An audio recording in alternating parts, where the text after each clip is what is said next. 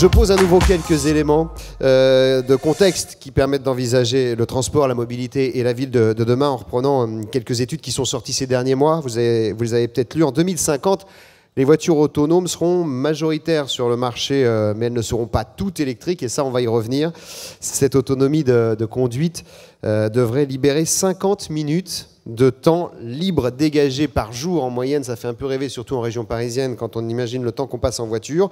On verra ce qu'on peut y faire dans ces voitures, dans ces cas-là. Et puis la voiture autonome permettra de faire tomber les accidents mortels sur les routes de la 2e cause de mortalité aux États-Unis, mais ça doit être à peu près la même chose chez nous, à la 9e place. Voilà ce que disent les études pour l'instant, celles qui se penchent sur demain. Georges Amar, j'ai envie de commencer avec vous par poser un peu le diagnostic. Vous avez baptisé, Georges, la période que nous vivons de rupture conceptuelle. Et ça s'applique spécifiquement aussi à la mobilité et au rapport avec la ville. Qu'est-ce que c'est que cette rupture conceptuelle ? Des ruptures conceptuelles. Et je pense que l'exercice de prospective que j'essaie de pratiquer, c'est de réfléchir au futur. Il ne suffit pas de voir quelles sont les tendances. Parce que les tendances, c'est ce qui est, disons, le fil de l'eau ou le plus probable. Il est tout aussi important de s'intéresser aux ruptures, c'est-à-dire à ce qui va changer en profondeur. Alors, on parle aussi de nouveaux paradigmes, de changement de paradigme. Je veux simplement donner 1 ou 2 exemples pour savoir qu'est-ce que ça veut dire vraiment, en quoi c'est un choc, une rupture conceptuelle, en quoi une rupture conceptuelle, ça n'est pas de l'amélioration, ça n'est pas l'innovation. C'est beaucoup plus que ça. Alors j'en prends 2 exemples assez simples. Au fond, le plus banal, parce qu'on l'a tous dans la poche, c'est le smartphone. Et tout le monde a bien compris qu'un smartphone, c'est quelque chose de très spécial, parce qu'un smartphone, ce n'est pas un téléphone amélioré. Un smartphone, ce n'est pas un téléphone innovant. Ce n'est pas un téléphone excellent. Un smartphone, il est très important d'ailleurs de le comprendre, un smartphone, ce n'est pas un téléphone. Vous voyez, ça a l'air étrange. On sait très bien aujourd'hui que l'usage phonique, je ne sais pas, c'est 10%. J'étais dans le train tout à l'heure, tout le monde a un smartphone, tout le monde est sur son smartphone, personne ne téléphone. Donc qu'est-ce que heureusement c'est qu'un d'ailleurs. smartphone ? Heureusement. Mais alors, vous voyez, on a un objet extrêmement étrange. Qu'est-ce que c'est qu'un smartphone ? Si vous vous posez la question, vous verrez que nous ne savons pas ce que c'est qu'un smartphone. C'est ça une crise conceptuelle. Les choses ne sont plus ce qu'elles sont. Pour dire ça bêtement, vous voyez, les choses sont complètement... Ceci n'est pas un téléphone. Voilà. Alors, retenez cette formule. Ceci n'est pas. Parce que vous allez voir que ça va s'appliquer à énormément de choses, y compris à la voiture. On va en parler au fur et à mesure. Ça me fait penser à un peintre, ce que vous dites là. Ça me fait penser à... Vous connaissez sans doute le fameux tableau de René Magritte. Voilà. Ceci n'est pas une pipe. Je m'en sers souvent dans mes conférences comme étant l'emblème de notre situation. Ceci n'est pas. Vous voyez, on est en plein là-dedans. Je donne un 2e petit exemple pour nous rapprocher un peu du transport. Vous savez, d'ailleurs, avec les grèves de la SNCF, on a pris l'habitude, c'est assez curieux, la SNCF elle-même fait la promotion du covoiturage. Elle vous indique comment trouver du covoiturage. Bon, c'est assez curieux. D'ailleurs, la SNCF a racheté une société de covoiturage, la RATP a racheté, etc. Bon, et tout ça, ce sont des indices qui nous montrent que la séparation entre le transport public et le transport individuel est de moins en moins pertinente. Alors, pour bien comprendre, c'est important de comprendre ce qui se passe. C'est pas simplement des arrangements, des organismes. Non, c'est vraiment, encore une fois, des changements paradigmatiques profonds. Et parfois, on ne le voit pas. Alors, pour bien le voir, mon travail de prospectiviste, c'est de donner un nom aux objets conceptuels qu'on ne voit pas bien. Et là, l'exercice était intéressant à faire, donc j'ai fabriqué un petit nom, pas très joli d'ailleurs, j'appelle ça le TPI, c'est simple. Oui. Le TPI, c'est le transport public individuel. Alors vous voyez, ça, en principe, ça ne veut rien dire. C'est ce qu'on appelle un oxymore au langage. C'est-à-dire ça ne veut rien dire, puisque le transport public, par définition, c'est le non individuel. Donc le TPI, ça ne veut rien dire. Et pourtant, ça existe de plus en plus. C'est ça un paradigme émergent. Le TPI est un paradigme émergent. C'est-à-dire qu'il y aura de plus en plus, il y en a déjà beaucoup, des formes extrêmement variées, très innovantes. Et donc l'avenir, ce n'est ni le transport public, ni le transport individuel, c'est le TPI. Enfin, il n'y a pas que ça, je le dis un peu rapidement. Mais voyez, qu'est-ce que c'est qu'un paradigme émergent ? François Roudier, c'est aussi ce que vous constatez, vous, c'est-à-dire cette espèce de... Finalement, l'automobile était un objet très individualisé jusqu'à maintenant, en moyen de transport, et aujourd'hui, on en est à parler de covoiturage et à voir émerger des véhicules collectifs individuels. C'est un peu compliqué à cerner ce qu'est l'automobile aussi aujourd'hui. Oui, effectivement, le ministère des Transports adore quand on lui dit que le futur du transport en commun, c'est l'automobile. Mais on les fait beaucoup rire. Mais en fait, ce qu'on voit actuellement, c'est une prolongation de ce qu'a toujours été l'automobile. L'automobile reste majoritaire dans les déplacements dans les métropoles. Alors dans le rural, je ne vous dis même pas, si vous n'avez pas d'automobile, vous êtes un être asocial, un cas social souvent même. Donc on se retrouve avec une automobile qui, de par le développement des métropoles, je reviens à la notion de métropole. C'est quoi une métropole? On a l'image, allez, c'est Céline, la ville est debout. Non, la métropole, elle n'est pas verticale, elle est horizontale. Lorsque j'ai commencé dans ma carrière en 90, j'allais à la SNECMA à Villaroche en passant par Sénart. C'était horrible, il y avait des petites rues, des petites routes, on se perdait au milieu des betteraves, c'était dangereux, pas d'indication, rien. 89 000 habitants en 1990. Actuellement, 139 000 habitants. Il y a 5 000 habitants nouveaux chaque année. Or, la métropole, c'est ça. C'est pas le centre d'une ville. Le centre d'une ville, dans certaines métropoles, devient même complètement dégradé, où là, il n'y a même plus de voitures, parce qu'on a effectivement des populations qui sont même à risque. Les grandes métropoles, si on prend la notion de métropole dans le terme je dirais, obligé, légal, tel qu'il est en France, on en a une quinzaine à peu près, ces grandes métropoles sont des villes qui s'étendent. Or, ces villes qui s'étendent voient leur population saturer les transports collectifs et, bien sûr, aussi saturer les routes. Donc nous avons affaire à un double problème. On aura de plus en plus besoin d'automobiles parce que pour aller du point A au point B, même si le point B est un point où vous allez prendre votre train, vous aurez besoin d'automobiles. Et M. Amar l'a souvent expliqué d'ailleurs dans ses écrits, la multimodalité maintenant va devenir la règle. C'est-à-dire que nous la vivons déjà. Lorsque vous partez en vacances, vous n'êtes plus dans l'ambiance années 60, en Dauphine, partir de Paris, arriver à Montpellier, crever. Non, vous prenez le TGV ou l'avion et vous louez une voiture sur place. Donc on consomme de la voiture différemment, mais on consomme toujours de la voiture. Mais ça veut dire quoi? Parce qu'on le voit évidemment dans les grandes villes et la maire de Paris est souvent la bête noire des constructeurs automobiles et du CCFA en particulier. Mais maintenant, elle a un petit peu mis d'eau dans son vin avec notamment elle consulte les vrais constructeurs automobiles pour avoir un bon service. Maintenant que le Vélib et l'Autolib, c'est un peu plus compliqué qu'avant. Mais ça veut dire qu'il va y avoir quoi? Une population qui rejette la voiture dans les centres-villes intramuros et une population à l'extérieur qui ne peut pas s'en passer de cette voiture? Comment on fait cohabiter ces deux populations? Alors il faut espérer que c'est même pas pire que ça. C'est que vous avez trois populations. Parce que la métropole se développe comment? Elle se développe avec un centre-ville très riche. Alors, caricaturons, pour ceux qui connaissent le film, le nanar Zardoz des années 70, c'est la bulle où vivent les gens heureux et à côté, les pauvres qui crèvent de faim. Elle se développe avec ce périurbain, qui est l'ambition de chacun. Et les gens, je crois que c'est Jean Viard qui disait que les gens voulaient un jardin, un chien et un barbecue. Bon, on ne l'a pas forcément dans un appartement. Et vous avez le troisième problème, c'est les 20% de la population qui sont complètement laissés hors du système. On les connaît, ce sont les gens dans les cités des grandes villes. Donc tout ça, il faut le gérer. Il faut le gérer, c'est complexe.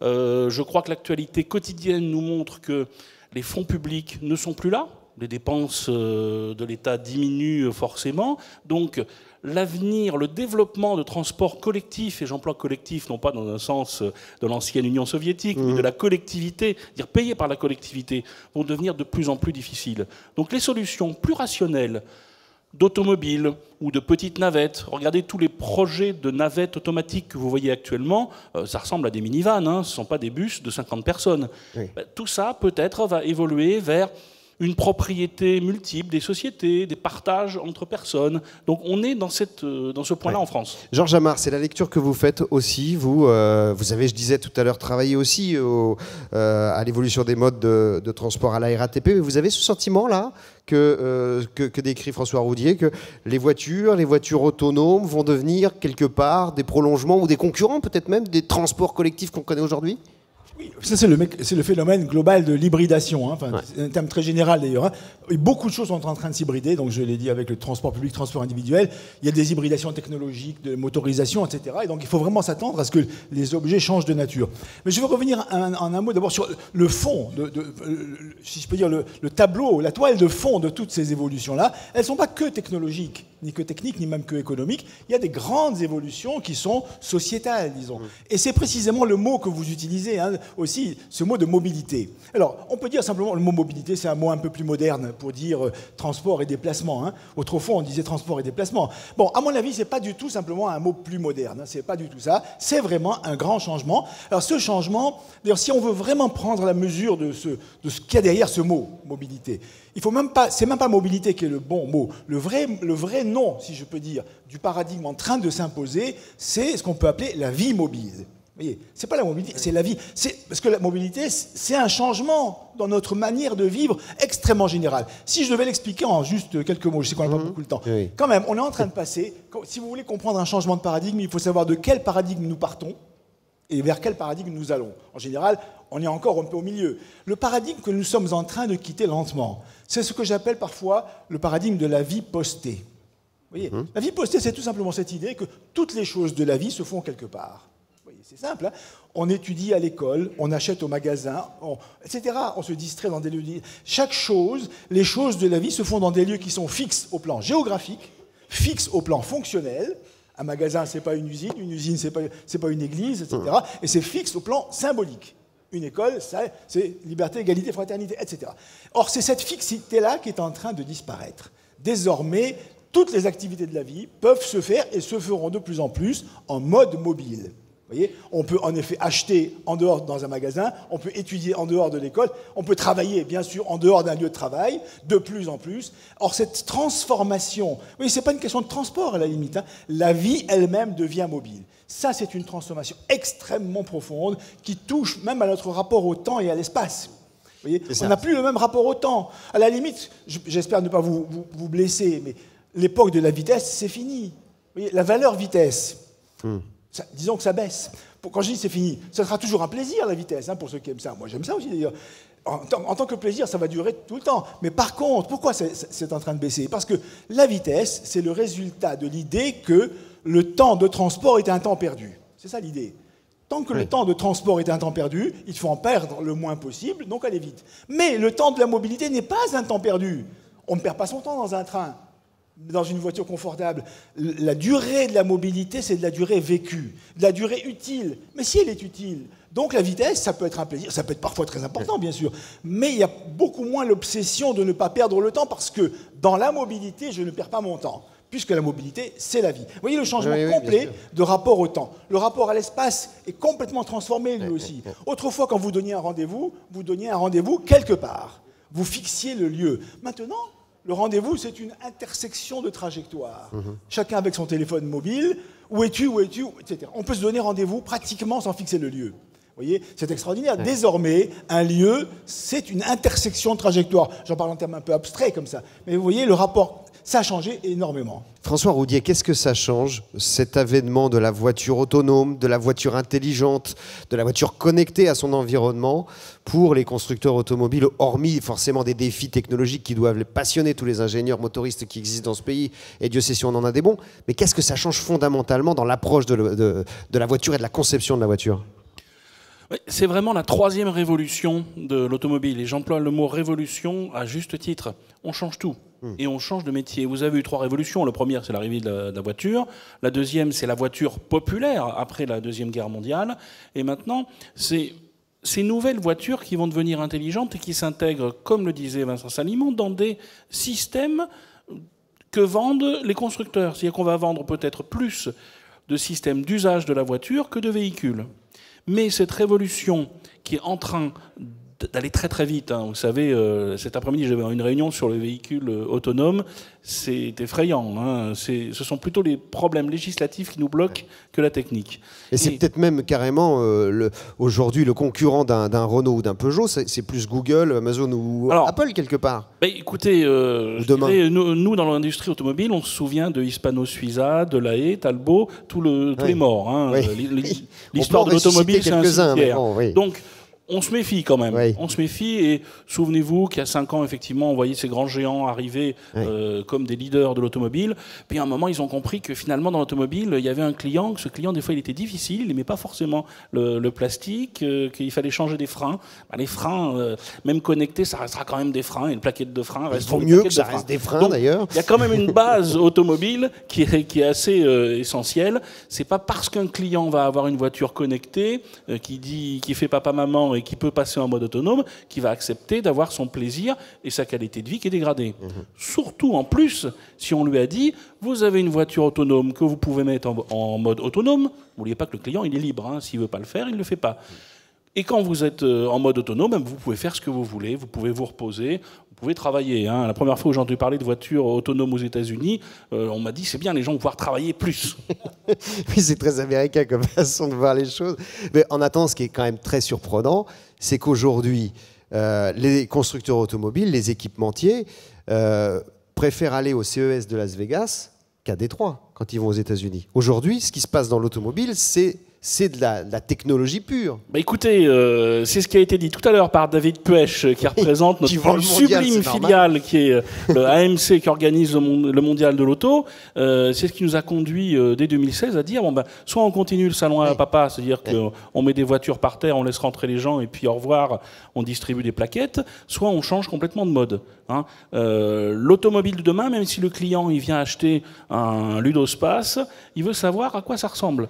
La frange entre ce qui était B2B, B2C devient de plus en plus fine. Regardez dans les flottes automobiles, même si un cadre va avoir sa voiture, donc finalement on pourrait se dire il ne peut pas être vraiment intéressé par le modèle de voiture qu'il a.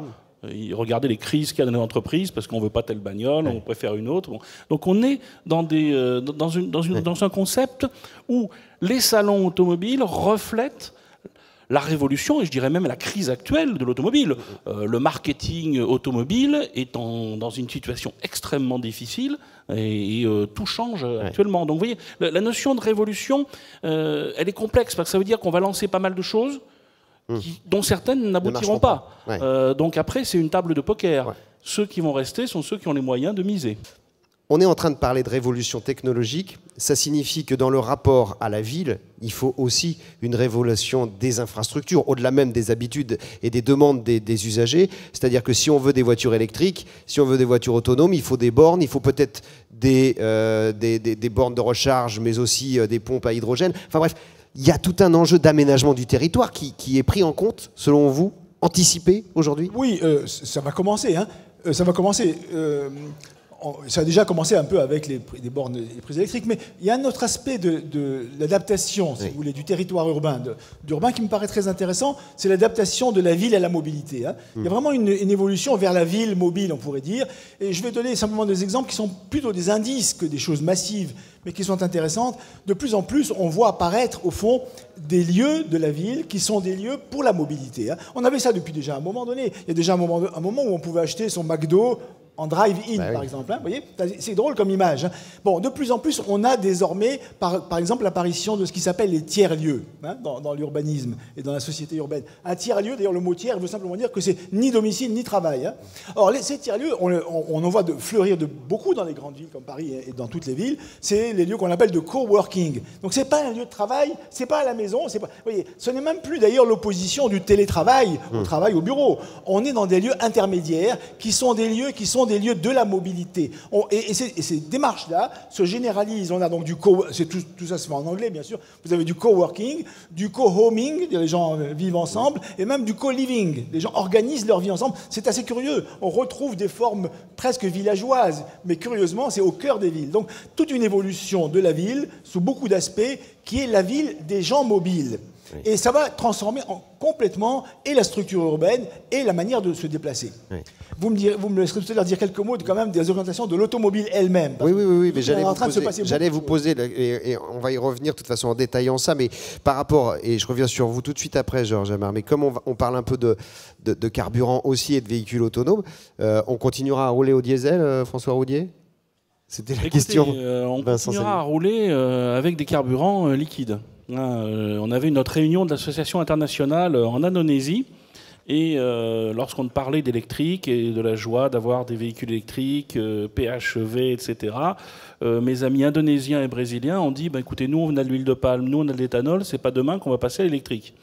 Les Indonésiens sur sont des échelles 260 millions. Ils sont un tout petit peu différents des et mon collègue m'a fait comprendre qu'il avait 130 millions d'Indonésiens qui avaient moins de 30 ans, que s'ils n'avaient pas une voiture, s'ils ne pouvaient pas consommer, ils prenaient un fusil. Donc c'est un autre monde. Volant, ouais. Voilà. Donc au niveau mondial, lorsque vous regardez les études qui ont été d'ailleurs assez intéressantes entre le Boston Consulting Group, Roland Berger et d'autres, on arrivait sur une structure où entre 44 et 55% des ventes se faisaient toujours en carburant liquide.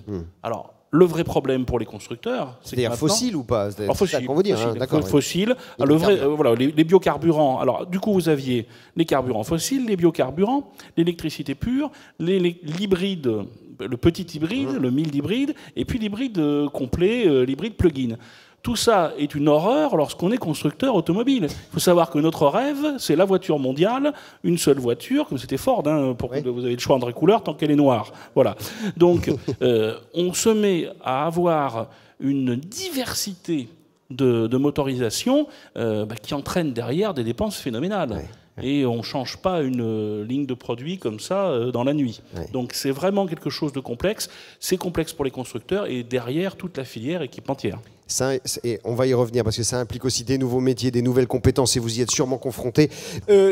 Pour moi, il y a deux grandes quand même bifurcations, évolutions radicales. L'une un peu moins radicale et l'autre encore plus. La première quand même, c'est, je donne des petits noms moi, pour m'amuser, j'appelle ça la trans-voiture ou la voiture trans-mode. Vous voyez. Et vraiment, alors ça, si on veut comprendre, vous l'avez dit, c'est en matière c'est les usages, en fait. Hein, c'est quand même les usages. Alors, le paradigme dont nous sortons, lentement, je donne un petit nom, j'appelle le paradigme 1P, 1C, 1V. Ça fait un peu jargon, mais un propriétaire, un conducteur, un véhicule. C'était ça, l'automobile. Enfin, je dis c'est encore. Ça a été ça, le paradigme dominant de la fin du XXe siècle. Un propriétaire, un conducteur, un véhicule, et d'ailleurs, en général, une seule personne à bord, en plus. Bon. On est en train de passer à quoi ? On est en train de passer très simplement que vous remplacez le 1 par X. X, alors ça fait un peu une équation bizarre, XP, Y, C, ZV. Vous voyez, bon. Et là, c'est-à-dire, ça peut être 1 entre 0 et N propriétaires, entre 0 et N conducteurs, même 0 puisque c'est autonome, entre 0 et plusieurs véhicules. Vous voyez cette explosion de modèles. Les modèles d'usage sont en train d'exploser. Oui. C'est pas que du covoiturage et du partage. Énormément de modèles sont en train de s'expérimenter d'ailleurs. Hein.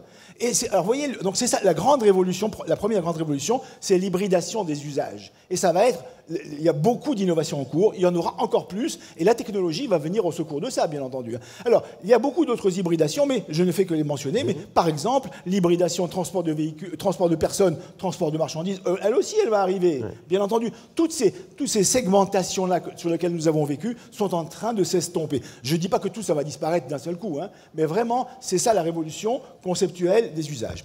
Deuxième petit mot. À mon avis, la grande aussi ouverture sur l'automobile de demain, quand même, parce qu'il faut essayer de la penser, on pourrait l'appeler, mais il faut bien étudier le mot, la smart car. Le mot, bon, le mot est facile. Simplement, il faut bien ça existe entendre, déjà, je crois d'ailleurs. Bien sûr. Il faut bien entendre ce qu'on veut dire par smart, encore une fois. Oui. Alors, soit smart, vous l'interprétez comme étant, au fond, le numérique. C'est-à-dire, vous prenez votre car, vous prenez votre système, vous versez du big data à plein tube, vous saupoudrez de capteurs en pagaille, vous injectez des algorithmes.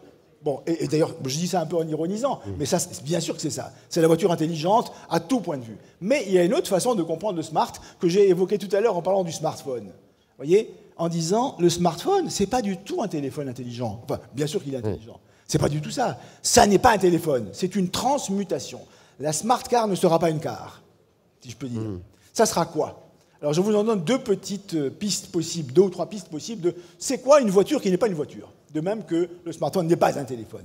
J'en vois au moins 2 ou 3 des pistes. Et je leur donne des petits noms, là aussi, pour fixer les idées. Le premier, c'est ce que j'appelle parfois le corps mobile. Le vrai successeur de l'automobile, c'est le corps mobile. C'est le corps. La grande nouveauté, c'est le corps, si je peux dire. Le corps augmenté, comme on dit, le corps équipé. Alors, on voit déjà apparaître des équipements du corps. D'ailleurs, la grande star de la mobilité urbaine aujourd'hui, c'est pas la voiture, c'est le vélo. C'est assez curieux, d'ailleurs. C'est pas nouveau, le vélo. Aujourd'hui, vous voulez être une ville moderne, il faut du vélo. Hein. Bon, or le vélo, c'est intéressant parce que le vélo, c'est un équipement d'augmentation du corps. Il faut se souvenir, les mots sont parlants. Vélo, ça vient de vélocipède. Vous savez, le mot vélocipède, c'est un mot très, très amusant. Ça veut dire vélox bipède. C'est le bipède augmenté. Je pense qu'un des avenirs du véhicule en général, ce sont ces drôles de machins, des exosquelettes parfois, des machins qui sont à une place. Qu'est-ce que c'est qu'une voiture à une place? C'est assez curieux. On commence à voir apparaître, etc. Donc toute cette dimension où le centre de gravité, c'est le corps. C'est l'augmentation du corps. Donc ça peut être aussi des voitures qui font du bien au corps, qui traitent le corps, qui massent le corps. Donc premièrement, le corps mobile. Et le deuxième grande orientation possible, je lui donne ça aussi un petit nom, j'appelle ça le lieu mobile. Voilà. Le lieu devient mobile. Il n'y a pas besoin d'être quelque part pour faire quelque chose. Donc, un des avenirs de l'automobile, c'est une cabine, c'est une cellule. Ça peut être une cellule de méditation, ça peut être un lieu de travail, bien entendu. Je pensais tout à l'heure en plaisantant, mais les Américains ils travaillent. Nous, on avait la formule boire ou conduire, il faut choisir. Désormais, on pourra boire et conduire, si je peux dire. Voilà. C'est-à-dire, en effet, la voiture devient un lieu. Alors, qu'est-ce que c'est que ce drôle de lieu? Donc, on va avoir des grandes variétés. On va pouvoir se donner rendez-vous dans une voiture pour travailler. Donc, il va falloir s'adapter à ça. C'est pas tout à fait nouveau, tout ça. Mais l'évolution est extrêmement puissante. Alors, il y aura des formes extrêmement nouvelles, des usages de la voiture, qui ne sera pas exactement une voiture. On pourra encore aller de A à B. De même qu'avec un smartphone, on peut aussi téléphoner, hein, quand même. C'est pas interdit. On pourra encore rouler avec une voiture, bien entendu, et même vite. Mais ça ne sera plus qu'un des usages, une des fonctions, une des créations de valeur, surtout. La valeur de la voiture va être beaucoup plus large. Donc la voiture a beaucoup d'avenir, mais ce ne sera peut-être pas une voiture. Nadège Scapin. Ce que décrit Georges Amar aussi, c'est quelque part un nouveau rapport à la voiture. C'est une voiture qui n'est plus tout à fait à soi, qui peut être partagée, qui peut être un usage. Quand on s'occupe de l'entretien de la voiture, est-ce que ça change aussi un peu les choses? C'est-à-dire ce rapport qui évolue à la voiture et donc peut-être à moins de respect. Enfin, si je prends l'exemple des Autolib, on sait bien qu'un des problèmes des Autolib, c'est qu'elles sont dans un état épouvantable. Mais pourquoi? Parce que c'est pas sa voiture. Est-ce que du coup, ça veut dire que ça change les choses aussi quand on est Carglass et qu'on est censé absorber la technologie et puis et travailler aussi sur l'entretien? Alors, la vraie question, effectivement, quand on intervient dans le monde de la réparation, alors j'étais ravie d'entendre François Rédier dire que le parc allait progresser, parce que c'est forcément le premier enjeu. Plus il y a des voitures, plus il y a possibilité d'avoir du sinistre, du bris-glace.